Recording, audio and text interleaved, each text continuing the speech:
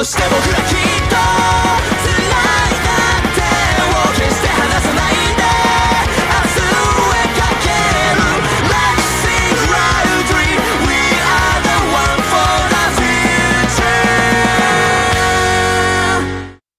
Yo, you guys, this is Blacklist to the Abyss, and you're watching my review for Naruto chapters 700 plus 6 and 700 plus 7. Alright, and these chapters start off with Sasuke and Adult Shin fighting because Adult Shin has the same name as Child Shin and the entire Child Shin army, who are just clones of him, but we'll get into that later. Adult Shin has symbols on his hand, kind of like how Naruto and Sasuke had the symbols that they got from Hagoromo. It's not exactly the same in terms of design. I'm saying like all I mean by that is that he has a similar sized symbol on his hand. It's not like the shape of a moon or anything, but it's like diamonds and it's whatever. Okay, the point is he has symbols on his hands, and when that symbol touches something, he can put his mark on it, kind of like how Minato can put his mark on something and then use it for the Flying Thunder God technique. This guy can put a mark on weapons and then manipulate weapons using his ocular powers. Okay. Another thing he can do with those ocular powers is he has linked vision, just like the Rinnegan has. So if it's one of his brainiac guys in the back of his head that's seeing something, he can then see it with his main eyes. Or I guess he can see it and react accordingly. Alright, so he did that once. He used one of the clones to block Sasuke's fire-style jutsu.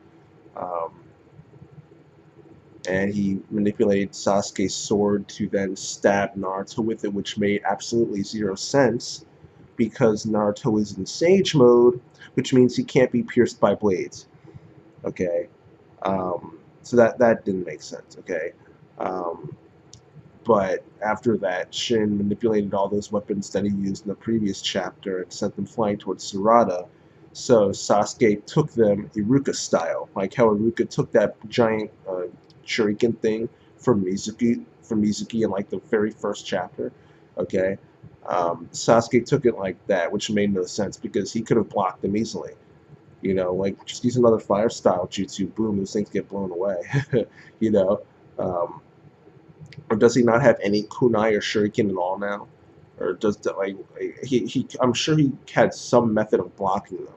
Maybe using his Rinnegan again to teleport Sarada out of the way and swap her with something else, like one of the other Shin or something like that, Or Naruto could have blocked it, taken the sword out of his stomach and then blocked it, or he could have used Kurama to block him too. Okay, so this fight makes no sense because there's literally no reason why Naruto and Sasuke should be losing.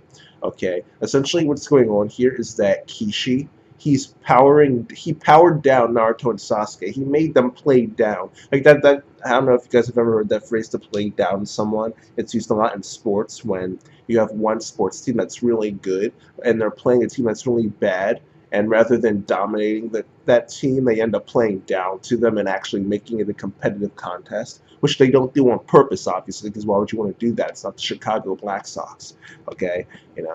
But that's what it means to play down to someone, where you end up making yourself worse, pretty much, and playing down to the person. You lower yourself, you play down to their level. Okay, and this is what happened with Naruto and Sasuke. Okay, and I get why Kishi did this. It's because he needs to make the Shin family look more threatening. And if Naruto and Sasuke they did kind of get wrecked. All right, but if he had to make them look like somewhat of a threat at least. All right. And I have to give him credit for at least attempting to justify it, because he had Shin and Kurama talk about how peaceful halt their progression. Okay, and this is essentially Shin has this crazy ideology. This kind of plays into it about how peace halts our progression, and only through war can we actually evolve. All right, so I got to give him credit for actually playing into it with Shin's ideology and actually making this attempt at making the Shin family more threatening actually be a part of their ideology and their goal. So I have to give him credit for that. It's much better than what Kubo did with the freaking Kenpachi going to the bathroom nonsense, okay? Kishi at least tried harder than Kubo, and I have to give him credit for that. Alright. Now, at the moment, Sasuke and Naruto are in trouble, and they're about to get taken out by adult Shin, but Sakura comes in and saves them, okay? And let me tell you, I'm pretty sure you never thought you'd hear those words ever, right? Sakura came in and saved Naruto and Sasuke because they were screwed without her, all right? Um, she wrecked adult Shin like big time. One punch and he was done. All right, one punch woman over here. All right, Saitama of Naruto.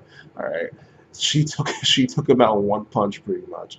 All right, and then the mini ten tails thing came in, which sucks. And he used the space time dimension to send the entire Shin army back to their base, but he also took Sakura with her, or with it, alright, because Sakura is needed to perform a transplant to save Adult Shin's life. Okay, Adult Shin wants her to take an organ from clone Shin and implant it into him, or transplant it into him. Okay. Um, it requires the clone to die though, and so Sakura's really uncomfortable with that, and she just doesn't really. Well, I mean, he already killed him, but she just does not like that. Doctors have a strong sense of morals. They have strong values, except for Chopper in One Piece. He just doesn't. He pretends like he does, but he really doesn't at all. It's stupid. All right. But doctors usually have strong morals, okay? And it makes perfect sense for Sakura to not like this because she is a doctor and she should be disgusted by it, all right? And one thing is that I think it was stated here, I think Shin had like a little line here that a lot of people might have skipped over, but it's apparently Shin used to be a medical ninja himself, okay? So I don't know if that'll ever be relevant, but maybe it will, I don't know.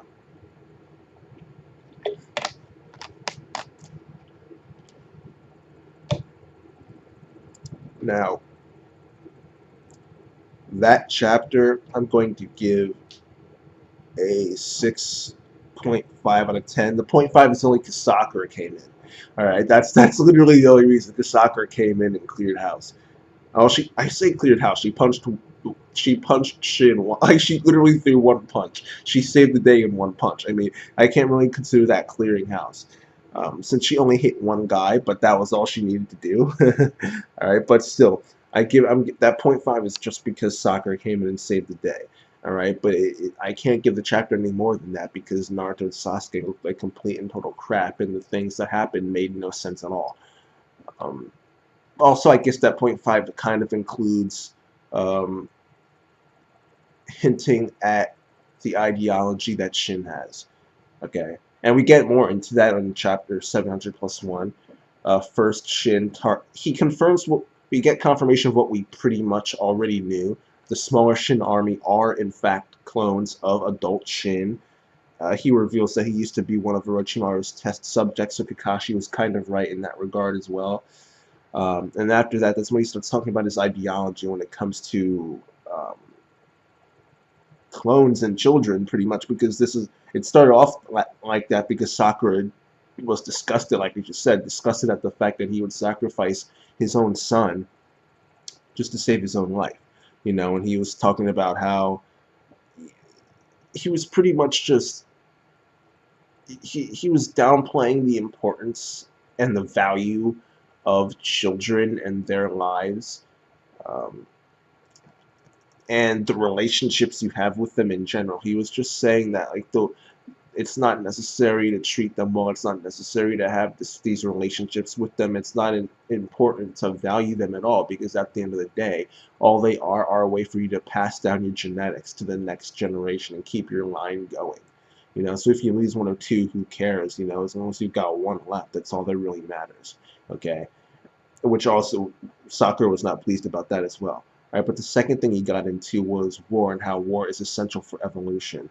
Okay, which is why he wants to revive Akatsuki. It's why he wants to do all of this nonsense. It's because he wants he fears that people are not going to evolve. All right, and Sasuke and Naruto are his proof of that because he was able to do so much damage to them, despite the fact that they are way stronger than that. All right, um, and that's pretty much all we see of Sakura and Shin in this in the second chapter. The rest of it focuses on Naruto, Sasuke, Orochimaru, and Sarada. Okay, Naruto and Sasuke go to and Sarada and Chocho go to talk to Orochimaru, and we see a glimpse of Yamato here as well. He looks pretty freaking old, but we see a glimpse of Yamato here. He doesn't go in with them. Excuse, excuse me. He doesn't go in with them because he has to stay on his post. You know. Ooh. All right, but we see Naruto and Sasuke go and talk with Orochimaru. Suigetsu and Jugo are with him as well. Okay. Um, Chocho is just funny because she's looking at Orochimaru thinking, oh, could this guy be my father? I don't know if I'd like that, but wait, would he even be my father? Would he be my mother instead? You know, and like other times in the chapter, she's saying like, oh, can you really? She told Sarada, can you really trust what this guy's saying? We don't even know if he's a guy. Is it a he? Is it a she? You can't trust what this he/she says. You know, like Chocho is just funny. All right, Chocho is surprised. I honestly didn't think I would like any of the kids that much, except for Bolt and Sarada, and maybe Himawari. All right, but Chocho is legitimately enjoyable. Like actually, like she is just funny. I say it all the time. I say it every week, but it's just true when it needs to be said each time. Chocho is just hilarious. All right, um, but other than that, that was one of the things I wanted to point out here that I found interesting. That Chocho just thought Orochimaru was a girl. But another thing I found interesting was that in the last chapter, Sakura referred to Sasuke as her husband, and I was like, oh, you know, I don't know. I can't. I don't. Maybe the relationship is more than what she thinks it is. I don't know. I don't want to make any assumptions based on that. But then Sasuke in this chapter referred to Sakura as his wife. So like, this is like legitimately a thing right now. Like, they're legitimately married right now, I guess. So that's interesting. Now I'm even more interested in seeing how their situation came to be, and I'll get to that at the end. Um, but yeah, I'm actually even more interested now. Um, it's, it's just funny because it's been the theory for a long time, and you know, you just thought it's too good to be true. It's not going to be it. You know, Sarada's just going to end up being Sakura's kid, and then you get to the end of the chapter, and you're like, no, actually, she's not. She's really not. You know, because what ends up happening is that Orochimaru starts talking to them, telling them what they want to know about Sheen. He's obsessed with Itachi. He's not a true Uchiha. Surprise, surprise! I called that already. Another correct theory from Blacklist to the Abyss. Okay.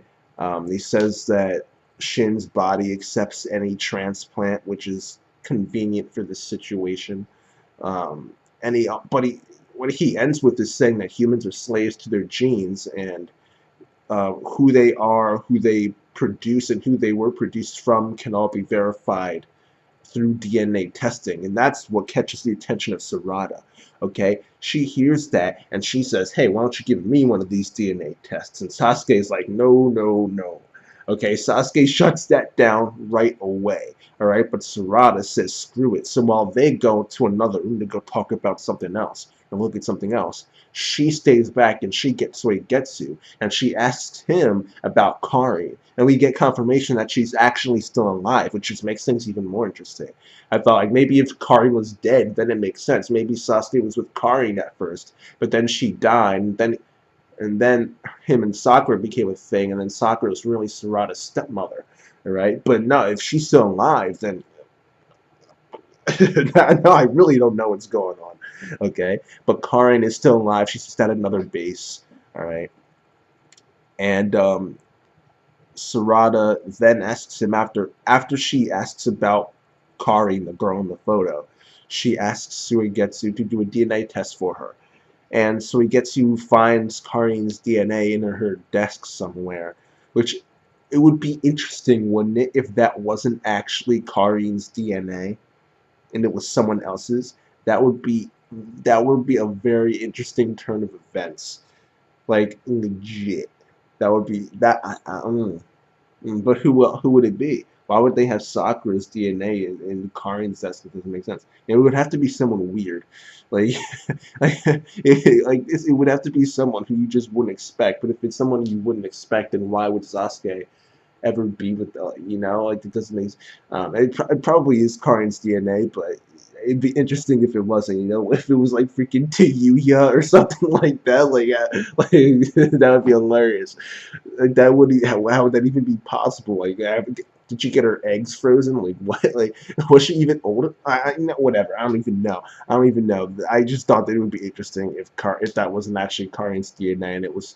So maybe it was like Sasuke's DNA instead or something, and then they just didn't know, and the test would come back positive because she is legitimately Sasuke's daughter. That would be interesting. That would not see now. I'm just more curious. Now I'm just more curious about what freaking happened with this situation. All right, but whatever. Um, what ends up happening is that Karin is confirmed. Not Karin. Uh, Sarada is confirmed as being Karin's daughter, rather than Sakura's. And Naruto hears that because Naruto noticed that Sarada had disappeared, so he went back to look for her, and he's standing outside the room, and he hears Suigetsu say, "You are definitely Karin's daughter." All right, and he was not pleased. He was not pleased. Okay, he got angry at Suigetsu for doing all that nonsense. All right, he got mad at Sasuke too. He was cursing up a storm. I've never seen Naruto like angry like that. Like I've seen him angry before, but this was like a new kind of anger for him. It was interesting. I've never seen that before. I like that side of him. It's actually cool. I wish he'd be like that more often sometimes instead of trying to like hold his anger down, which is funny because I'm the exact same way. I always hide my anger. I never let it out, yet I want to see it from other people. But Naruto was just angry. But he wasn't as angry as Sarada was. Sarada was pissed. Okay? All right? Like, doesn't even want to find Sakura anymore. She's just like, screw it. I don't care about her. I don't care about Sasuke. I don't care about either of those liars. Okay? And she called Naruto a liar too, despite the fact that he just didn't know about it. But she doesn't know that he didn't know. So I can't really blame her for that. All right, but Sarada, she's just mad. Sharingan activated and everything. Emotions flared up. She just doesn't. She is not pleased. She is not pleased, and she doesn't want to have anything to do with him anymore. Which is, uh, that's not going to be her permanent reaction. I guarantee you that. She's angry right now, and when you're angry, you do things that you don't mean. You do things that you regret in the future.